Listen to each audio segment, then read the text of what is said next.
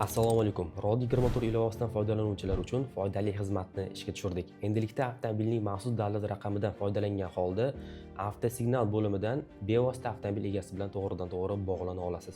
Ilovaga qo'shilgan bu qulaylik haydovchilarning yo'ldagi bo'ladigan holatlarni yengillashtirish maqsadida foydalanishga topshirildi. Qanday maqsadlarda avtosignaldan foydalangan ma'qul? Avtomobillar yo'lingizni to'sib qo'ygan bo'lsa yoxud harakatingizni cheklab qo'ysa, davlat raqam belgisini topib olgan bo'lsangiz, egasiga xabar berish maqsadida. Boshqa bir avtomobilga talofat yetkazgan bo'lsangiz, avtomobil egasini chaqirish va boshqa ko'plab maqsadlarda foydalana olasiz.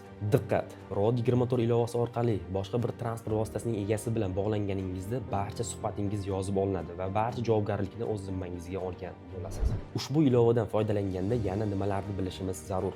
Rodiger motor orqali avtomobil egasi bilan bog'langaningizda ikkala tomon bir-birlarining raqamlarini ko'rmaydi. Ya'ni ular ilova ulab beradigan maxsus raqamni ko'rishadi. Avtomobil egasi bilan bog'lanish pullik, ya'ni 2000 so'm. Agarda bog'lana olmasangiz, pulingiz qaytarib beriladi. Qolaversa, maxsus xabar ham yuborish imkoniyati mavjud. Ilovadagi bu qulaylik 24 ga 7 ishlaydi.